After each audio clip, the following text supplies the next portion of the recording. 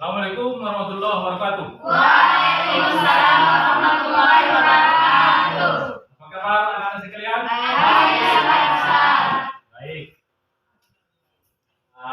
Kita akan memulai pelajaran pada hari ini. Tapi sebelumnya, marilah kita sama-sama berdoa pada kelas ini doanya.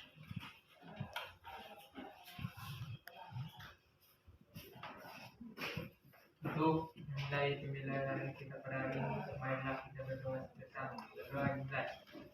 Bismillah sadari wa yassir li amri wahlul 'uqdatam min lisani yafqahu qawli rahmatika ya arhamar rahimin.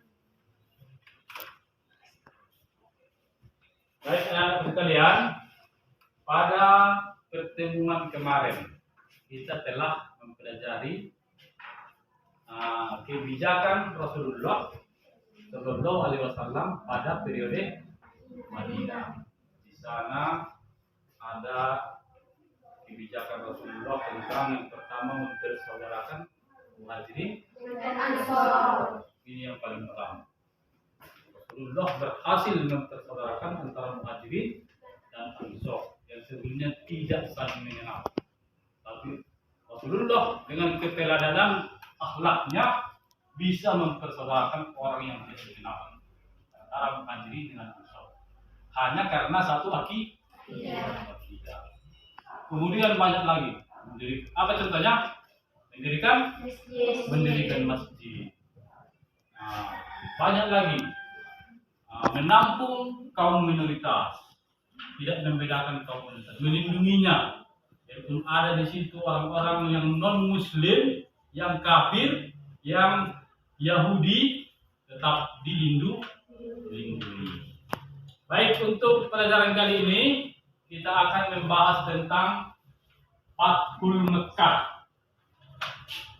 Pada pertemuan kemarin Ustaz telah mengatakan supaya membaca tentang Fathul Mekkah. Ada dibaca? Iya. Nah, jadi maksudnya pertemuan kali ini biar jangan terlalu buta. Kita perlu membaca, menggali apa itu Fathul Mekkah sebelum kita memulai pelajaran.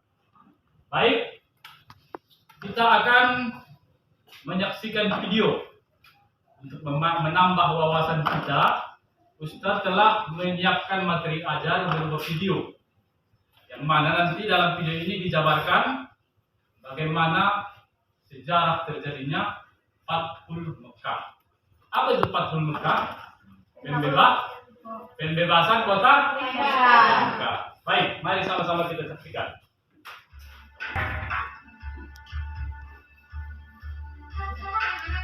Awal bulan Zulqa'dah tahun ke-6 Hijriah, Nabi Muhammad bersama 1.400 sahabatnya bergerak menuju Mekah dalam rangka menjalankan ibadah umrah. Rombongan besar tersebut membawa 70 ekor unta sebagai hewan kurban. Para sahabat Nabi sangat antusias mengikuti perjalanan ke Mekah, terutama kaum muhajirin yang telah lama meninggalkan kota kelahirannya. Namun, perjalanan mereka terhenti di wilayah Hudaybiyah, 22 km arah barat kota Mekah. Di Hudaybiyah, beberapa orang Quraisy serta rombongan Nabi datang ke Mekah. Utusan Nabi Muhammad menjelaskan bahwa kedatangan mereka bukan dalam rangka penyerbuan, tetapi untuk menjalankan ibadah umrah, menyembelih kurban, dan setelah itu kembali ke Madinah. Namun, orang-orang Quraisy tetap bersikeras menolak kedatangan Nabi Muhammad dan para sahabatnya. Melihat penolakan orang-orang Quraisy, Nabi Muhammad mengutus Utsman bin Affan menemui para pemimpin Mekah dan menjelaskan tujuan kedatangan mereka. Utsman bin Affan diperlakukan dengan baik oleh para pemimpin Mekah. Bahkan, para pemimpin Mekah mengizinkan Utsman bertawaf di Ka'bah. Tapi tanpa Nabi Muhammad dan para sahabatnya, Utsman menolak tawaran tersebut. Para pemimpin Mekah tetap menolak kedatangan Nabi Muhammad dan para sahabatnya. Oleh karena itu, dilakukan perundingan antara kaum muslim dan Quraisy Mekah. Nabi Muhammad memimpin langsung delegasi kaum muslim, sedangkan delegasi kaum Quraisy dipimpin oleh diplomat senior mereka, Suhail bin Amr. Perundingan yang berjalan alat tersebut akhirnya menghasilkan isinya. Pertama, gencatan senjata antara kaum muslim dan Quraisy Mekah selama 10 tahun. tidak akan ada tindakan buruk maupun permusuhan dari kedua belah pihak. Kedua, jika ada yang datang kepada Muhammad tanpa izin keluarganya, maka dia harus dikembalikan. Dan jika ada muslim yang datang kepada kaum Quraisy, maka dia tidak akan dikembalikan. Ketiga, dibebaskan kepada seluruh klan yang ada di Arab untuk menjalin kerjasama kepada kaum muslim maupun kaum Quraisy. Keempat, pada tahun tersebut rombongan kaum muslim belum diperbolehkan memasuki Mekah. Pada tahun berikutnya, kaum muslim baru diizinkan masuk Mekah selama 3 hari dan hanya boleh bersenjatakan pedang tanpa diutus. Kelima, perjanjian antara kaum muslim dan Quraisy Mekah didasari ketulusan dan kesediaan untuk melaksanakannya tanpa penipuan dan penyelewengan. Kesepakatan yang dikenal sebagai perjanjian Hudaybiyah tersebut dibuat rangkap 2. Masing-masing politik melalui perjanjian tersebut. Kaum muslim diakui eksistensinya dan Islam diakui sebagai agama resmi di Jazirah Arab. Selain itu, kaum Quraisy Mekah juga mengakui Madinah sebagai sebuah negara. Perjanjian Hudaybiyah ternyata tidak berjalan sebagaimana mestinya. Ketika pihak Quraisy melakukan pelanggaran, suku Bakar melakukan penyergapan terhadap suku Khuza'ah di sebuah oasis. Penyergapan tersebut dibantu oleh Quraisy Mekah. Pelanggaran perjanjian Hudaybiyah membuat Nabi Muhammad dan para sahabatnya mengambil keputusan penting menyerbu Mekah. Sedangkan di Mekah, para pemimpin Quraisy yang menyadari pihaknya telah melakukan pelanggaran mengirim Abu Sufyan ke Madinah untuk melakukan diplomasi. Di Madinah, Abu Sufyan menemui Nabi Muhammad dan memberikan penjelasan panjang lebar. Namun, Nabi Muhammad tidak menghiraukan Abu Sufyan. Selain bertemu, tetap saja Abu Sufyan gagal menemukan jalan keluar. Didera putus asa, Abu Sufyan pun kembali ke Mekah.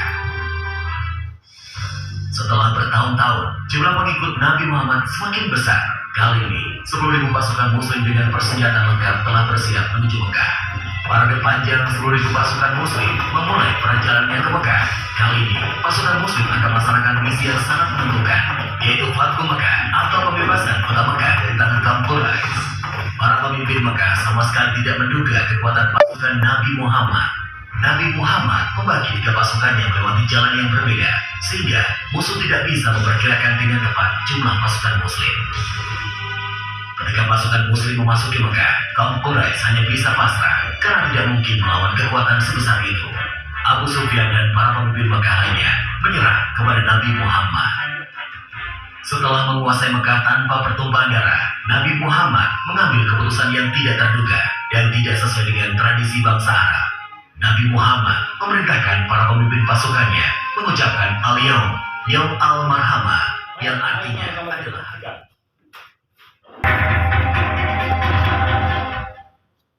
Fathu Mekah, pembebasan kota Mekah.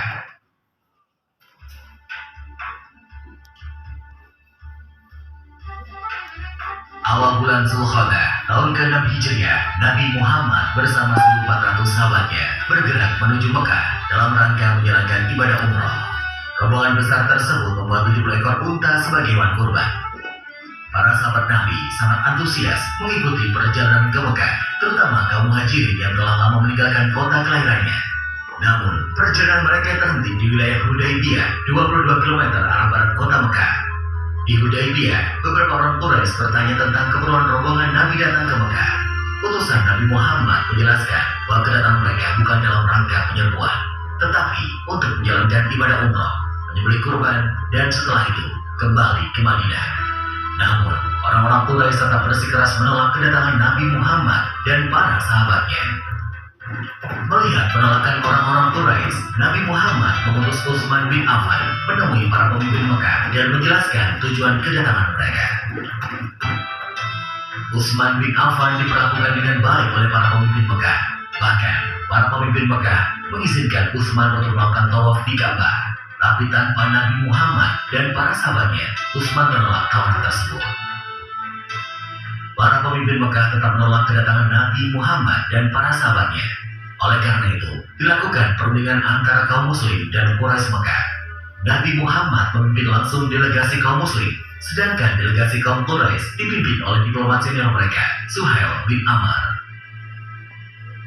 Perundingan yang berjalan awal tersebut akhirnya menghasilkan beberapa kesepakatan yang isinya: pertama, gencatan senjata antara kaum muslim dan Quraisy Mekah selama 10 tahun. Tidak akan ada tindakan buruk maupun permusuhan dari kedua belah pihak. Kedua, jika ada yang datang kepada Muhammad tanpa izin keluarganya, maka dia harus dikembalikan. Dan jika ada muslim yang datang kepada kaum Quraisy, maka dia tidak akan dikembalikan. Ketiga, dibebaskan kepada seluruh klan yang ada di Arab untuk menjalin kerjasama kepada kaum muslim maupun kaum Quraisy. Keempat, pada tahun tersebut rombongan kaum muslim belum diperbolehkan memasuki Mekah.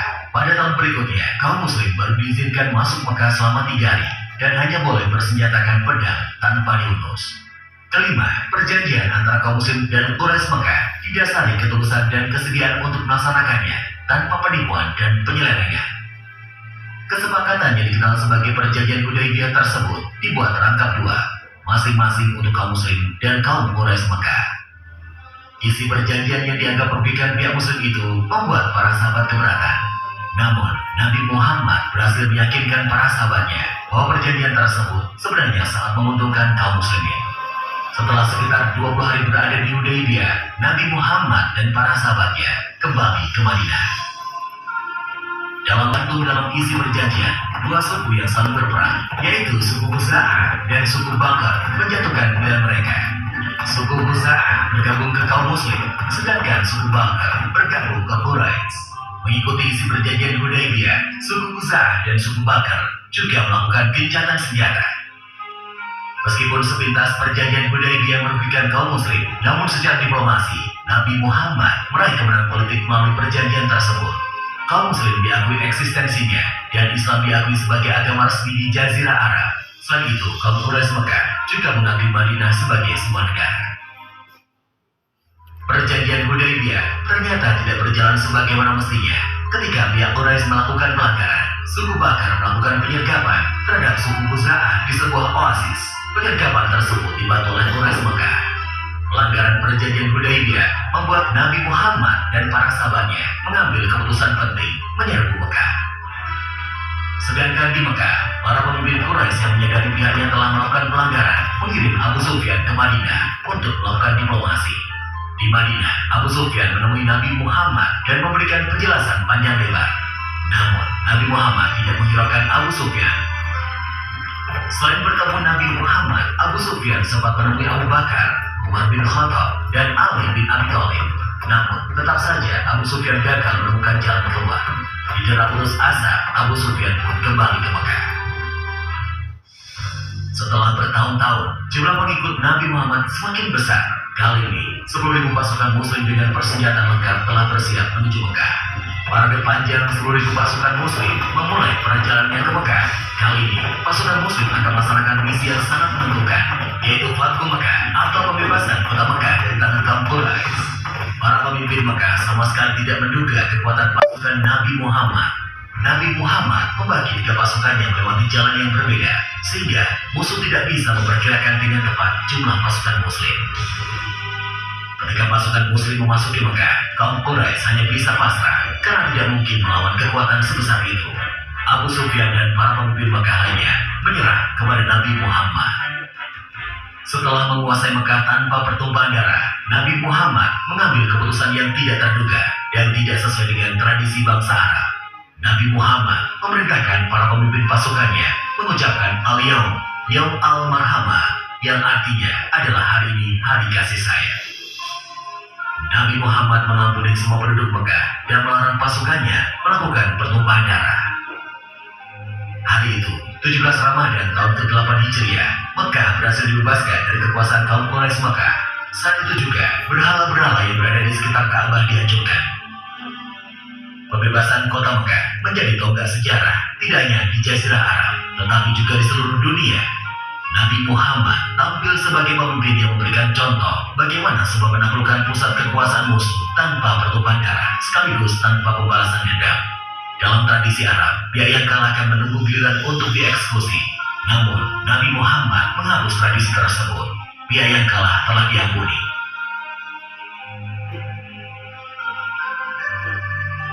Setelah Ka'bah dibersihkan dari berbagai jenis berhala, Bilal pun diperintahkan Nabi untuk memandangkan azan.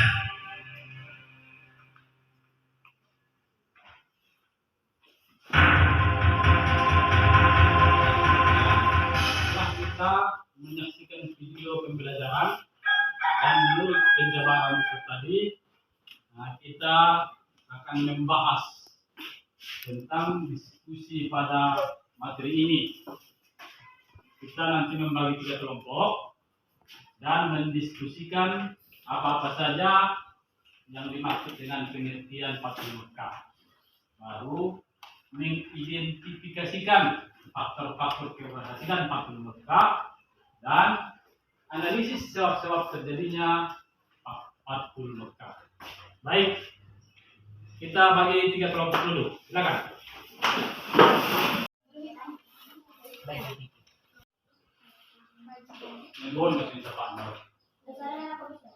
Baik, anak sekalian, sudah selesai diskusinya? Sudah. Bagaimana hasilnya?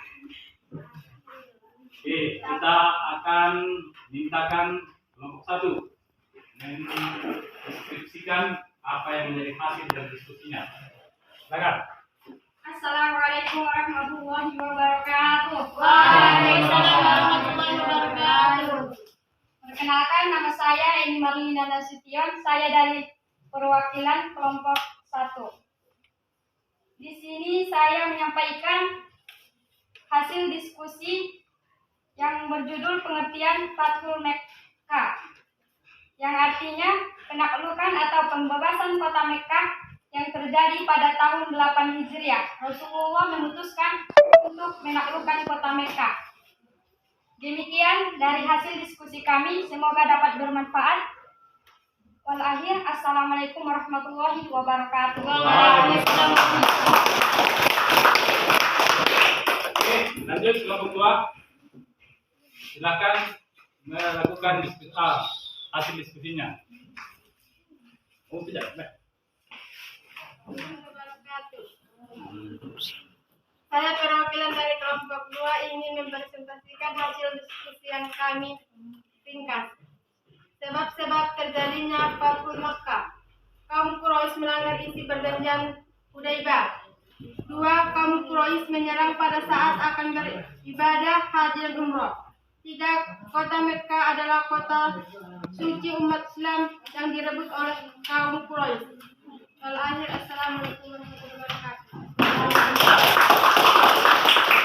Kemudian setelah kita menganalisis apa itu Fathul Mekkah dan sebab-sebab terjadinya, maka kita dapat menyimpulkan bahwa akhlakul karimah Rasulullah SAW sangat tinggi. Bagaimanapun kaum Quraisy telah menyakiti beliau dulunya, dia tetap mengampuninya di saat sudah tidak berdaya. Kita saksikan dari video itu betapa Rasulullah menyebutkan bahwa hari itu adalah hari marhamah, hari kasih sayang. Beliau mengampuni seluruh kaum Quraisy. Yang mau masuk Islam silahkan, yang tetap jadi kafir Quraisy tidak mengganggu apa-apa. Hanya saja dari situ Nabi Muhammad SAW telah teruji bagaimana keteladaannya. Beliau membersihkan kota Mekkah dari patung-patung berhala. Kemudian mereka melakukan haji tawaf. Dari itu kita harus mengambil ibrah ataupun hikmah atau keteladanan dari Nabi Muhammad SAW, kita laksanakan, kita terapkan dalam kehidupan. Baik, sampai di sini pelajaran kita. Kita akan melanjutkan pada pertemuan berikut, yaitu ke pemerintahan atau sejarah perkembangan Islam pada masa khulafaur rasyidin. Baik, akhirnya kita tutup dengan bacaan Alhamdulillah. Alhamdulillah.